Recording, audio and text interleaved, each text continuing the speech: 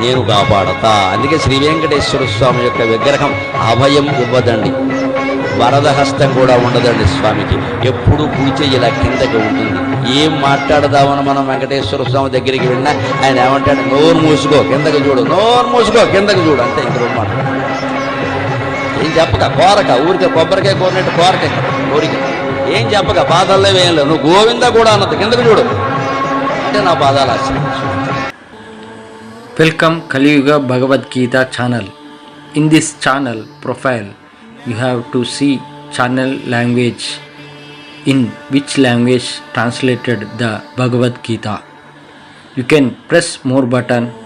You have to see channel profile. In this profile, channel description, in which languages available in your own language translated the Bhagavad Gita. Please select the link and also follow the WhatsApp channel. Thank you. మమ్ము కాచినవాడు మా మనసు దోచినవాడు మంగళాకారుడు మా శ్రీనివాసుడు.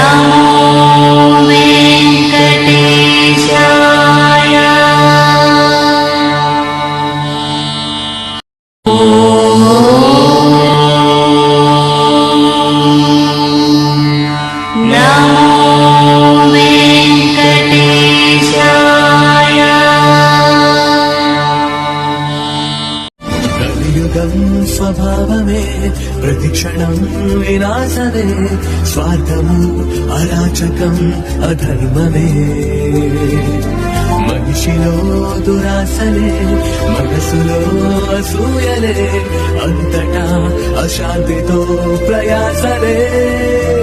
ఈ కలిబంధనాన మాషాలు తెచ్చి మోక్షాన్ని చూపే సాధనం.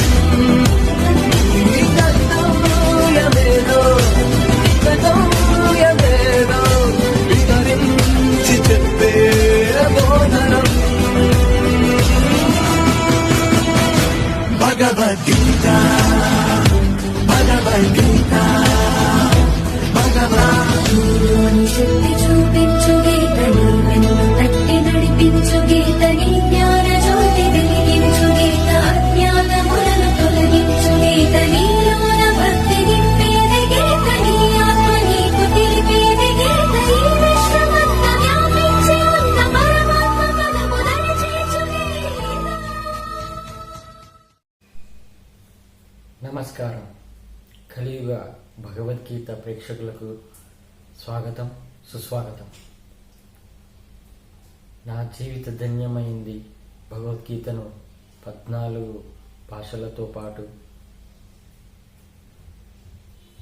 తెలుగులో కూడా అనువదిస్తూ 18 అధ్యాయాలను అంటే 700 శ్లోకాలను భగవద్గీత సంపూర్ణ కలియుగ భగవద్గీతగా కంక్లూజన్ ఇవ్వడం జరిగింది. ఇది ఆ ఏడుకొండల వెంకటేశ్వర స్వామి దయ. మరి ఇప్పుడు నేను ఎంతగానో కోరుకుంటున్న ఈ ప్రపంచానికి తెలియజేయాలి,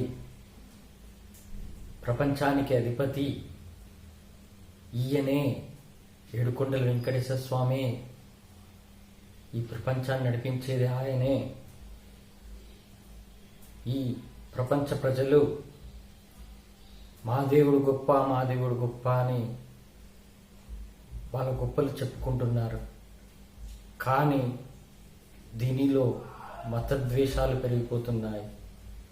ఆ మతద్వేషం వల్ల ఒకరినొకరు తిట్టుకోవడము, కొట్టుకోవడము, ఆగడి చంపుకోవడం కూడా జరుగుతుంది. మరి ఇలాంటి మతద్వేషం కలిగిన మనుషులకు బుద్ధి చెప్పాలంటే ఈ ప్రపంచానికి అధిపతి ఈయనే, అందరి దేవుళ్ళు ఈయన స్వరూపాలే ఈ కలియుగంలో అని తెలుసుకోవాలి.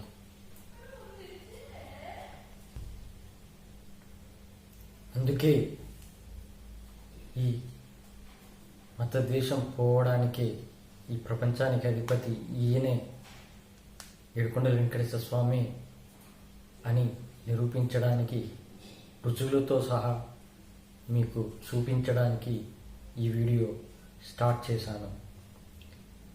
ఇది కొన్ని పార్ట్ వైజ్గా మీకు వీడియోలు పోస్ట్ చేస్తాను. నేను ఇప్పటివరకు చేసిన వీడియోలు నేను కొద్దిగా స్పీడ్గా చెప్పచ్చు, కానీ ఇప్పుడైతే చాలా నెమ్మదిగా చెప్తాను మీకు అర్థమయ్యేటట్టు. ఇక నేను ఈయనే ప్రపంచానికి అధిపతి ఈయనే అని నేను ఎలా తెలుసుకున్నానంటే, మీకు తెలుసు నా చిన్నప్పటి నుండి ఆ ఏడుకొండల వెంకటేశ్వర స్వామిని కొలుస్తున్నాను. తల్లి తండ్రి లేకపోయినా ఆయనే నాకు తల్లి తండ్రి అని భావిస్తూ జీవిస్తున్నాను. అలాగే నన్ను ఎప్పటికీ ఆయన రక్షిస్తూ కాపాడుతూ నన్ను ఆయన ఆశీస్సులతో జీవితాన్ని గడుపుతున్నాను. మరి నాకు ఈ ప్రపంచానికి అధిపతి ఈయనే అని ఎలా తెలిసిందంటే, కరోనా సిచ్యువేషన్లో కష్టాలు బాధలు ఎంతో పడ్డాను. దాని నుంచి బయటపడడానికి ఏది దారి దొరకట్లేదని ఎంతో నాలో నేను కుమిలిపోతూ మానసికంగా బాధపడుతూ చివరికి పూజ చేసేటప్పుడు కూడా కన్నీళ్ళతో పూజ చేశాను. ఏ రోజైతే కన్నీళ్ళతో పూజ చేసి ఆయనను వేడుకున్నానో ఆ రోజు రాత్రి ఆ ఏడుకొండల వెంకన్న స్వామి వృద్ధాప్య మనిషిగా వచ్చి నన్ను తన ఒడిలో నా తలను పెట్టుకొని ఓదార్చి తల నిమిరి భుజాన్ని తట్టి ఇండైరెక్ట్గా నీకు నేను తోడుగున్నాను, భయపడకు అని నాకు నిరూపించాడు. అప్పటి నుండి నేను నువ్వు నాకు తోడున్నాక ఇంకా ఏంటి నాకు భయం, అన్నిటినీ నేను అధిగమిస్తాను, అన్నిటినీ నేను కష్టాలైనా బాధలైనా వాటిని గుండె రాగి చేసుకొని జీవిస్తాను. నీకోసం నేను ఏమి చెయ్యాలి, నీకోసం నువ్వు నన్ను అంత మంచిగా చూసుకుంటున్నందుకు నేను నీకోసం ఏమి చెయ్యాలని ఆయనను అడిగితే ఆయన భగవద్గీతను నేర్చుకో, భగవద్గీత ప్రకారం నడువు అని ఆయన ఇండైరెక్ట్గా నా జీవితాన్ని భగవద్గీతగా మార్చి నాకు నాలో ఆలోచనలైనా నా బుద్ధినైనా మార్చాడు. మరి అలాంటి ఏడుకొండల వెంకటేశ్వర స్వామి కోసం ఏంటంటే అలా ఆ కరోనా సిచ్యువేషన్ కంప్లీట్ అయినాక నేను బాధపడుతూనే కొద్దిగా బాధపడుతూనే ఉన్నాను. అలా బాధలో నేను యూట్యూబ్లో విశ్వపతి గారిని చూశాను. ఆయన ఏడుకొండల వెంకటేశ్వర స్వామి గురించి చెబుతుంటే నాకు కన్నీళ్ళు ఆగలేదు. అలాగే ఆయన చేసిన పని ఏంటంటే ఆయన ఆ ఏడుకొండల వెంకటేశ్వర స్వామి పిలుపు రావటం, ఆయన గర్భగుడిలో ఆయనకు విశ్వరూపం చూపెట్టడము, దివ్య జ్యోతిగా దివ్య జ్ఞానంతో ఆయనకు కనబడటం, ఆయనలో ఒక గ్రంథాలు రచించడానికి ఆయన మొదలు పెట్టడం, ఆ గ్రంథాలన్నీ ఆయన సొంతంగా కాకుండా ఆ ఏడుకొండల వెంకటేశ్వర స్వామి రాపిస్తున్నాడని ఆయనకిచ్చిన జ్ఞానంతో వ్రతకథలు, వ్రతాలు, అలాగే ఈ జీవితం, కలియుగంలో జీవితం ఎలా ఉంటుంది, ఆ జీవితాన్ని మనం ఎలా మార్చుకోవాలి, అసలు ఇవన్నీ ఈ జీవరాశులు 84 లక్షల రకాల జీవరాశులు ఉన్నాయి. అలాంటి జీవరాశులు ఎందుకు పుడుతున్నాయి, ఎందుకు చనిపోతున్నాయి అన్నీ నేను చదివిన అమృత తరంగిణి బుక్లో ఉన్నాయి. నేను ఎప్పుడైతే ఆయన గురించి తెలుసుకున్నాను యూట్యూబ్లో, ఆయన సైట్ ది lord7hills.org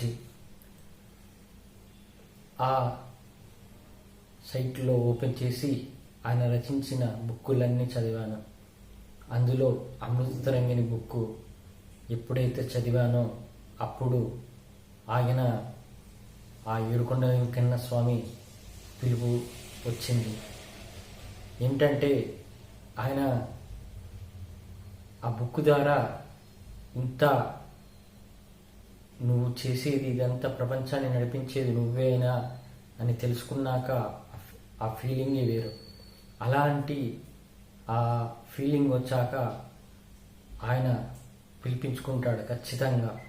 ఎందుకంటే ఆ అమృత తరంగిణి బుక్ చదివిన వాళ్ళకు ఖచ్చితంగా ఏడుకొండల వెంకటేశ్వర స్వామి అనుగ్రహం కలగడానికి ఆయన పిలుపు వస్తుంది. మరి అలాంటి పిలుపు రావటం, ముడుపు కట్టడం,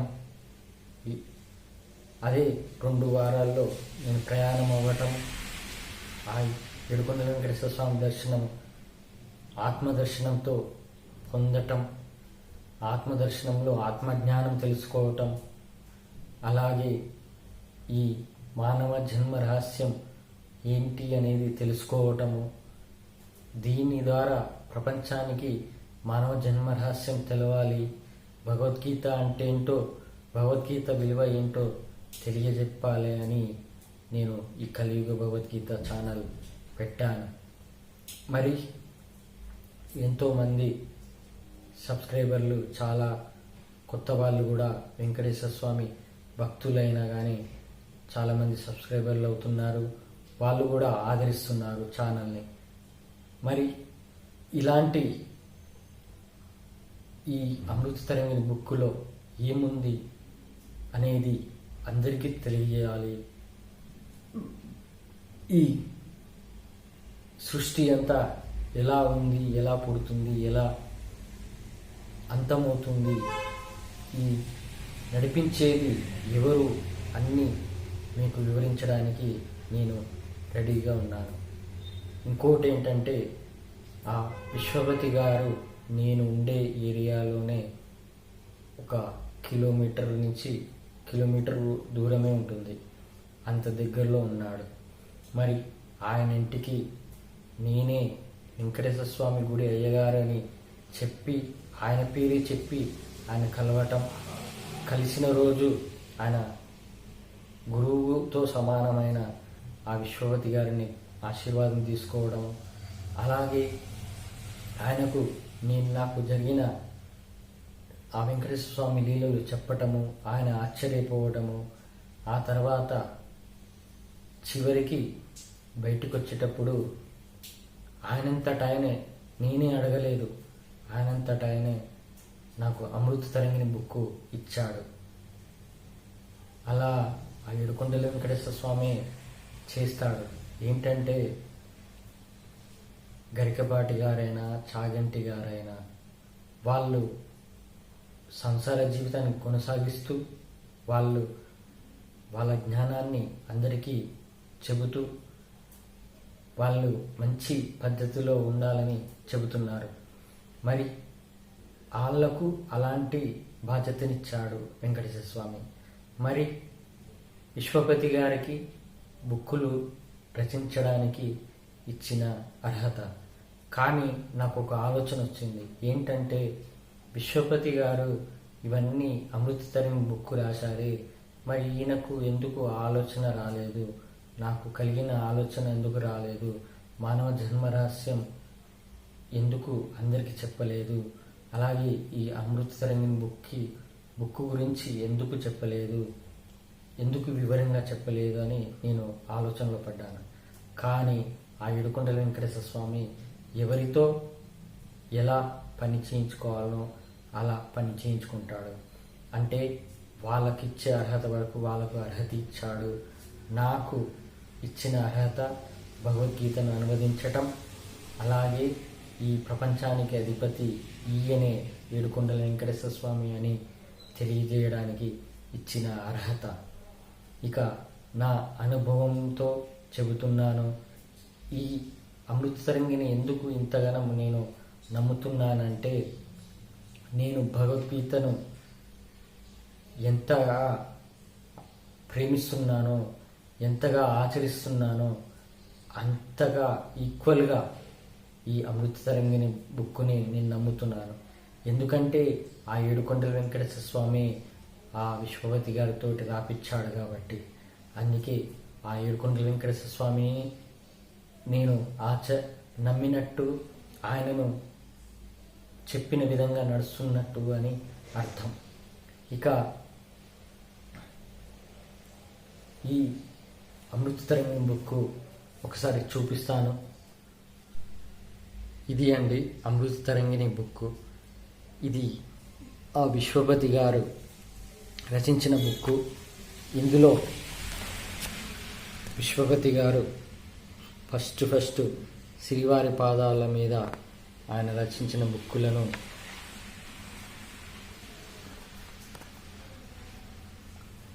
అలాగే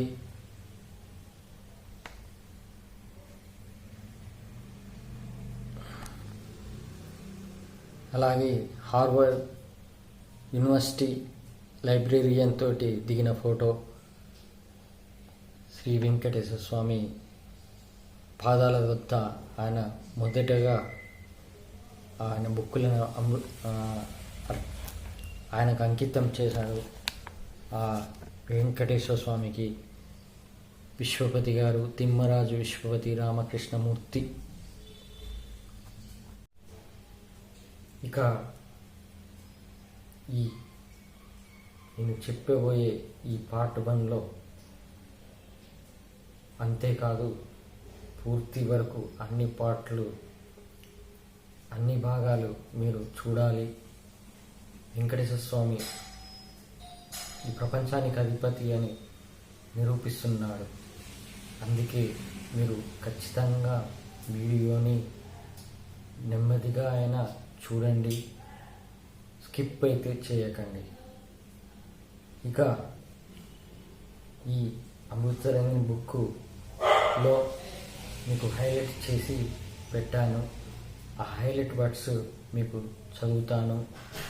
దాని ద్వారా నేను మీకు ఏమి చెప్పాలనుకుంటున్నానో అది చెబుతాను. అలాగే మీరు ఆ వెంకటేశ్వర స్వామిని ఎలా ఖచ్చితంగా నమ్ముతున్నారో నేను చెప్పేది కూడా అలాగే ఖచ్చితంగా నమ్మాలి.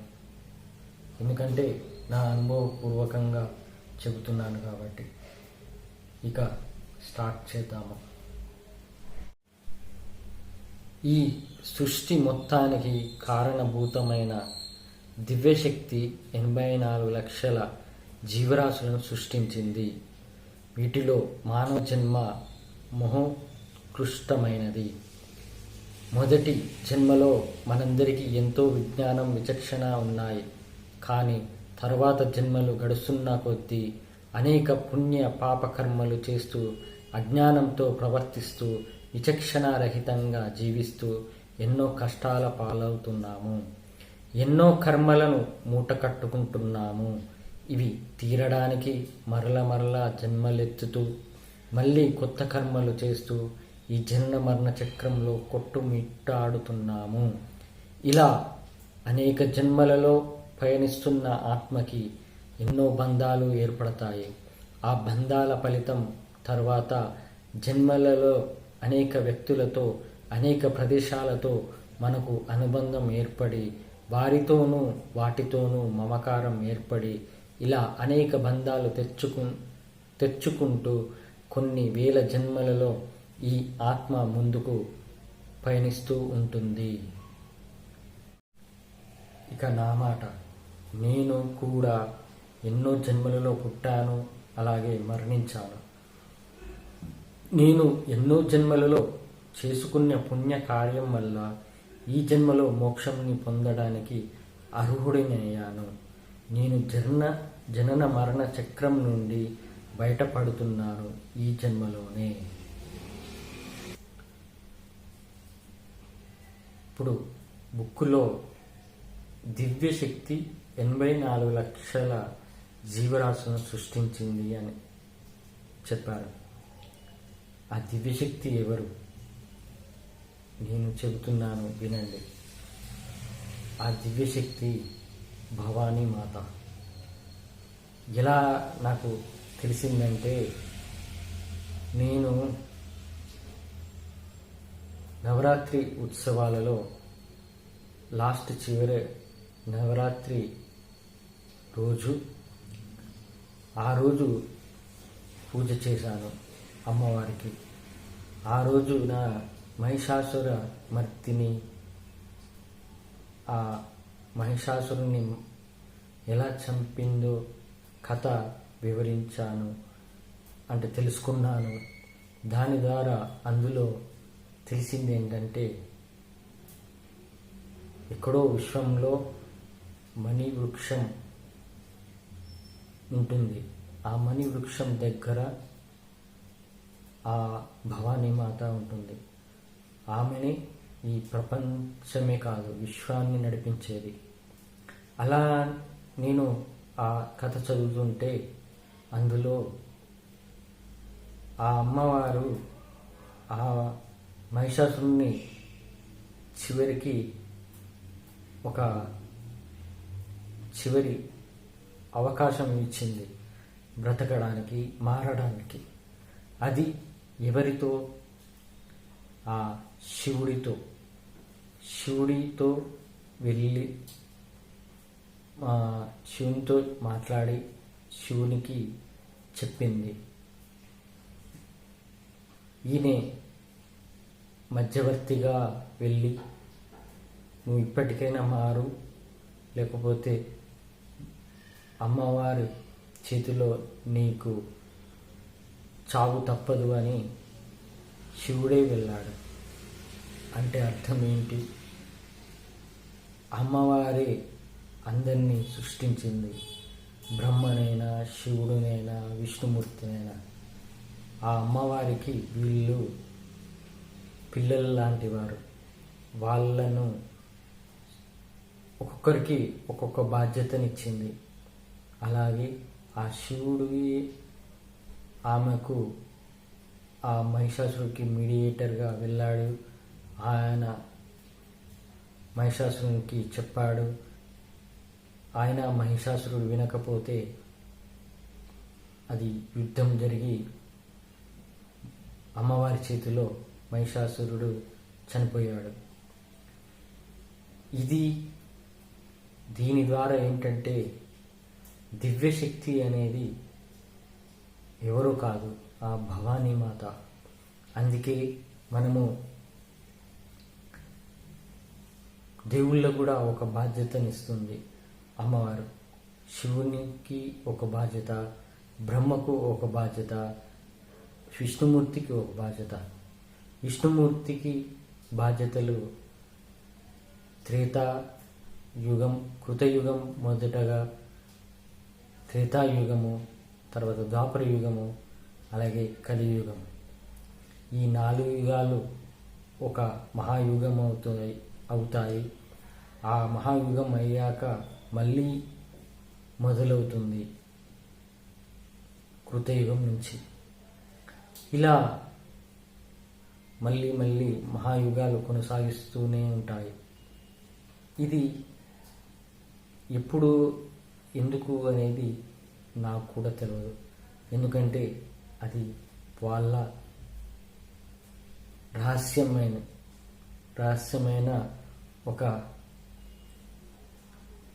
రహస్యమైనదిగా మనం భావించాలి. అది మనకు కూడా తెలియదు. కానీ నాకు అప్పుడప్పుడు అనిపిస్తుంటుంది ఏంటంటే అసలు మానవులను ఇలా ఎందుకు పుట్టిస్తున్నారు, ఎందుకు చంపేస్తున్నారు, ఎందుకు ఈ పాపము పుణ్యము వల్ల వీళ్ళెందుకు ఇలా బాధలు పడుతున్నారు, అసలు మోక్షం ఎందుకు కలగాలి, మోక్షం కలిగినాక ఆ దేవతలలో అంటే విష్ణుమూర్తిలో కలవటము ఇవన్నీ ఎందుకు జరుగుతున్నాయి, పుట్టియడమే దైవ జ్ఞానులుగా దైవ భక్తితో పుట్టితే సరిపోతుంది కదా అని అనిపిస్తుంది. కానీ అది ఎందుకు అనేది రహస్యం అనేది అది ఎవరికీ తెలియదు, నాకు తెలియదు. అందుకే ఆ ఆలోచనను మనము ఆ ఏడుకొండల వెంకటేశ్వర స్వామి ఎప్పుడు చెప్తాడో తెలియదు. దాన్ని బట్టి మనము ఇప్పుడు దాన్ని పక్కకు పెడితే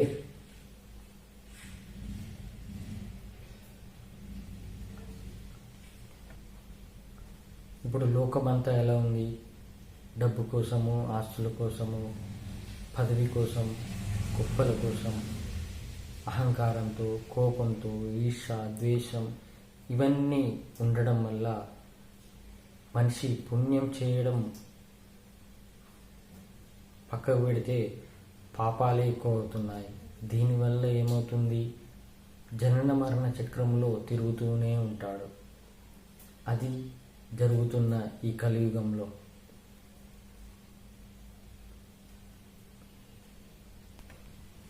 ఇక దేవుడిచ్చింది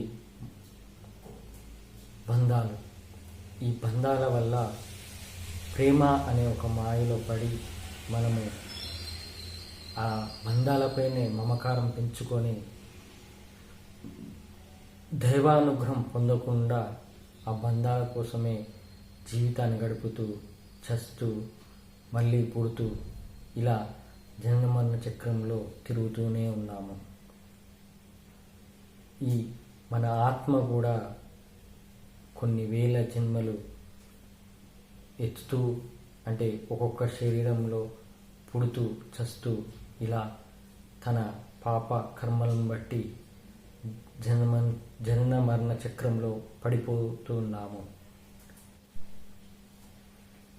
నేను శ్రీ వెంకటేశ్వర వ్రతకల్పంతో పాటు శ్రీ లక్ష్మీ నరసింహ వ్రతకల్పం, శ్రీ ఆనంద ఆంజనేయం, శ్రీ మహేశ్వర వ్రతం, శ్రీ సుబ్రహ్మణ్య వ్రతం, శ్రీ సాయి రక్షా వ్రతం, శ్రీరామ రక్షా వ్రతం, శ్రీ జ్ఞాన సరస్వతి వ్రతం, శ్రీకృష్ణ వ్రతం. ఇక నా మాట, ఈయన రచించిన పుస్తకాల ద్వారానే వ్రతాలు చేయటం మొదలుపెట్టాను. కానీ ఈ కలియుగంలో మనుషులకు నిజమైన దైవభక్తి లేకపోవటం వల్ల ఈ వ్రతాలు చేయటానికి నాకు ఇష్టంగా చేయలేకపోతున్నాను. అవునండి, నేను వ్రతం విలువ చెప్పాలని చూస్తున్నాను. కానీ ఈ ప్రజలేమో మొక్కుబడిగా చేస్తున్నారు. అలాగే గొప్పల కోసం నేను చేసుకుంటున్నాను వ్రతం అని ఎదుటివారి గొప్పల కోసం ఎదుటివారి ముందు గొప్పగా చూపించుకోవడం కోసము చేస్తున్నారు తప్ప నిజమైన దైవభక్తితో చెయ్యట్లేదు.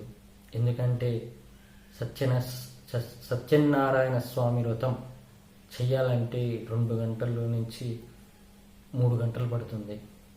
అలాంటిది ఆ దేవుని పూజ చేయడానికి అలాగే వ్రత కథలు వినడానికి కూడా ఓపిక లేకుండా పోతుంది ప్రజలకు.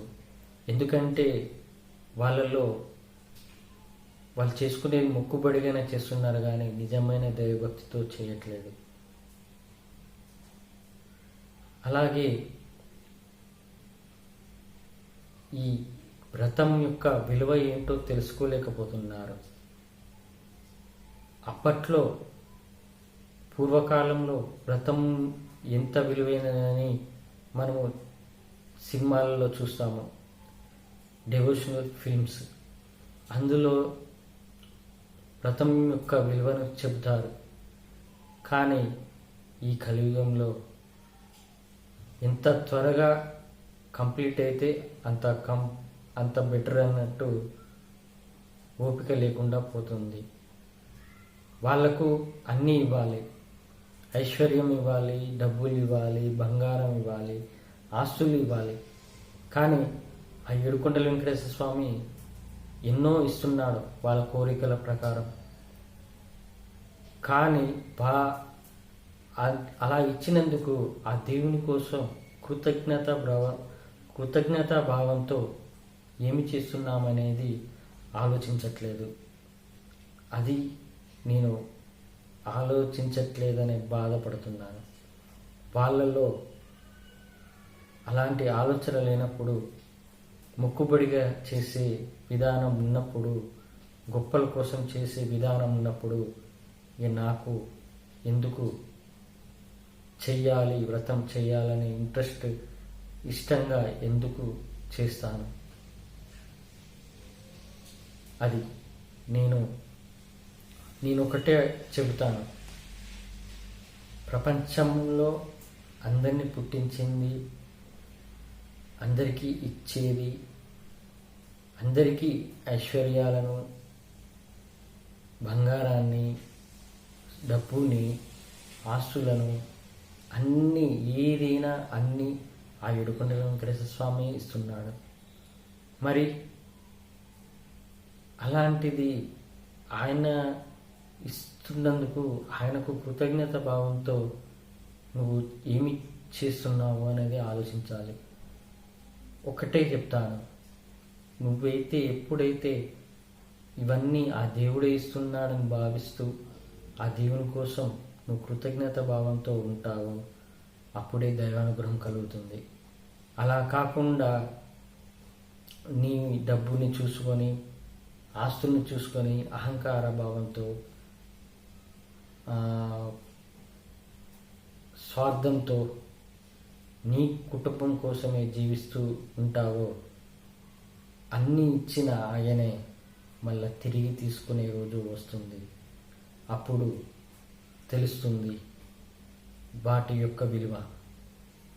కానీ అందులో కూడా ఆ బాధలో కూడా తెలుసుకోకుండా కోపం, ఈర్ష్య, ద్వేషంతో జీవిస్తూ తనను తాను తక్కువ అంచనా వేసుకుంటూ మానసికంగా కృంగిపోతూ ఇతరులపై ద్వేషంగా ఉంటూ జీవిస్తూ ఉంటారు.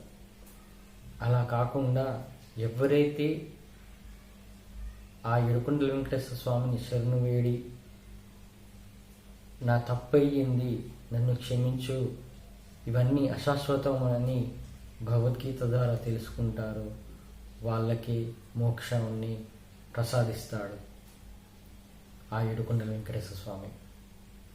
ఎవరైతే భగవద్గీత నియమాన్ని పాటిస్తూ నీతిగా, నిజాయితీగా, ధర్మంగా సంసార జీవితానికి 3 పూటలు అన్నం పెడితే చాలు, డబ్బు, ఆస్తులు ఇవన్నీ అక్కర్లేదని ఎవరైతే తెలుసుకుంటారో వాళ్ళకి మోక్షాన్ని ప్రసాదిస్తాడు ఆ ఏడుకొండల వెంకటేశ్వర స్వామి.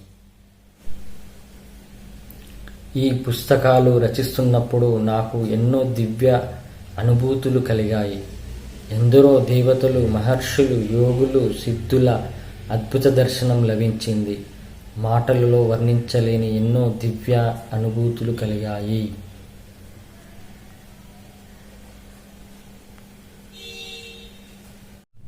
ఇక నా మాట, భగవద్గీత గూర్చి పూర్తిగా తెలుసుకున్నవారు ఖచ్చితంగా దైవ అనుభూతిని పొందుతారు. నేను పొందాను.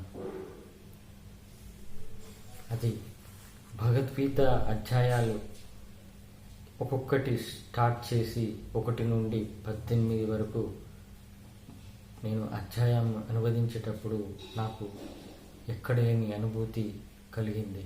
ఎందుకంటే నెక్స్ట్ అధ్యాయంలో ఏమేమి ఉందా, ఏమి చెబుతారా అని, ఆ శ్రీకృష్ణ పరమాత్మ ఏమి చెబుతాడా అనేది ఆతృత, ఉత్సాహంతో ఆ అధ్యాయాలు కంప్లీట్ చేయడము, దాని ద్వారా సంపూర్ణ కలియుగ భగవద్గీతను కంక్లూజన్ ఇవ్వడము జరిగింది.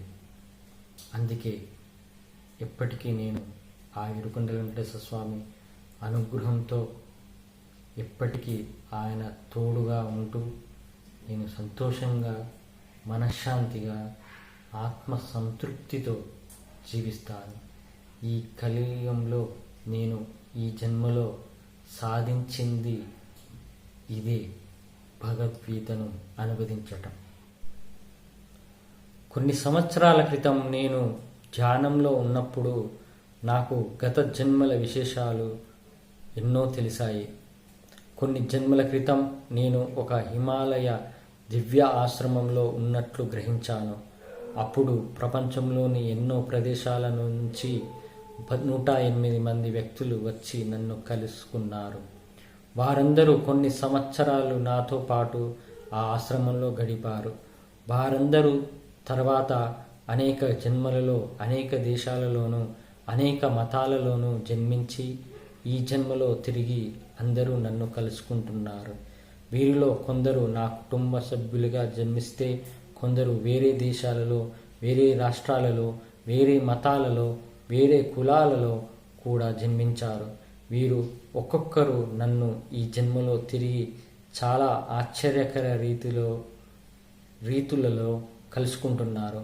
నేను ధ్యానంలో ఉన్నప్పుడు వీరందరూ హిమాలయ ఆశ్రమంలో నన్ను కలిసిన తర్వాత ఏ జన్మలలో ఎక్కడ జన్మించింది, ఎలా జీవించింది కూడా నాకు గోచరించింది. ఇంతే కాకుండా మరో విశేషం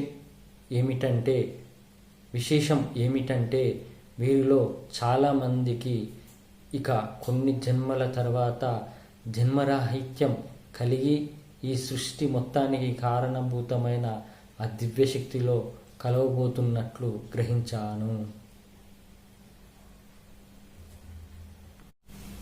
ఇక నా మాట, ఈయనను కలుసుకున్న వారిలో 108 మందిలో నేను కూడా కావచ్చు. అందుకే ఈ జన్మలోనే ఈయనను కలుసుకునే భాగ్యం కల్పించాడు వెంకటేశ్వర స్వామి. ఇక్కడ ఒకటి గుర్తించండి, వేరు మతాలలో జన్మించారు అని చెప్పారే, ఈ విషయం గురించి చివరిలో తెలుసుకుంటారు వివరంగా. నేను కూడా ఆశ్చర్యంగా కలుసుకున్నాను. ఈ బుక్ చదివాక ఈ బుక్కులోని అడ్రస్కు వెళ్ళి అయ్యగారిగా పరిచయం చేసుకొని కలిశాను. అది ఎన్నోసార్లు తిరిగాను. ఆయన ఇంటి వైపు మొదటిసారి కలుసుకున్నప్పుడు నా గూర్చి వివరించాను. నా జీవితంలో వెంకటేశ్వర స్వామి చేసిన లీలలు చెప్పాను. ఆయన ఆశ్చర్యపోయారు. రెండోసారి కలిసినప్పుడు ఆయనంతటా ఆయనే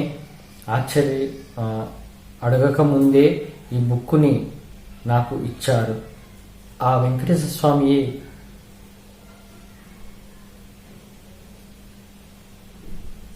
ఇవ్వు అన్నట్టు ఆయన రచించిన శ్రీ వెంకటేశ్వర స్వామి వ్రతం బుక్స్ వందల కొద్దీ పంచిపెట్టాను. నాతో ఉన్నవారి అందరికీ, నా చుట్టూ ఉన్నవారికి, ఆ తర్వాత మళ్ళీ ఇప్పటి వరకు ఆ చుట్టుపక్కల ఉన్న వాళ్ళందరికీ ఆ బుక్కు శ్రీ వెంకటేశ్వర స్వామి వ్రతం బుక్కు పంచిపెట్టాను. ఆ తర్వాత మళ్ళీ ఇప్పటి వరకు కలుసుకోలేదు. ఆయనను వాట్సాప్లో రిక్వెస్ట్ చేసినా కుదరలేదు. ఆయనకు నాకు నేను చివరికి ఆలోచించాను, మళ్ళీ కలుసుకోవాలంటే ఆ వెంకటేశ్వర స్వామియే కలిసేటట్టు చేస్తాడు అని భావించాను. ఇది నేను ముందే చెప్పాను కదా, విశ్వపతి గారిని ఎలా కలుసుకున్నాను, ఎలా ఆయన ఇంటికి వెళ్ళాను, ఎలా మాట్లాడాను, దాని ప్రకారము ఆ హిమాలయ ఆశ్రమంలో ఒకటిగా నేను కూడా కావచ్చేమో. అందుకే ఈ జన్మలోనే నాకు ఆ దివ్యశక్తిలో కలవబోతున్నట్లు నేను కూడా గ్రహిస్తున్నాను. నేను 2005లో శ్రీ వెంకటేశ్వర వ్రతకల్పం రచించినప్పుడు ఆ శ్రీనివాసుడు తిరుమలలో నాకు విశ్వరూప దర్శనం అనుగ్రహించి ఈ వ్రతకల్ప విధానాన్ని అనుగ్రహించారు. నా మాట, ఆయనకు శ్రీ వెంకటేశ్వర స్వామి విశ్వరూప దర్శనం కలిగింది. మరి నాకు ఆత్మదర్శనం ద్వారా ఆయన దర్శనం ఇచ్చాడు. దీని ద్వారా ఆత్మజ్ఞానం గూర్చి తెలుసుకున్నాను. ఎవ్వరికీ ఎంతవరకు సాధ్యమో ఆయనకు తెలుసు. ఆయన పెద్దవారు, అనుభవజ్ఞులు కాబట్టి ఆయన విశ్వరూప దర్శనం కలిగింది. అదే నాకు కలిగితే నేను తట్టుకోగలుగుతానా? ఆత్మదర్శనం ద్వారానే ఆయనకు పూర్తిగా లొంగిపోయానే ఆయనకు. మరి అదే విశ్వరూప దర్శనం నాకు కలిగితే నేను ఈ లోకంలో స్పృహతో ఉండగలనా?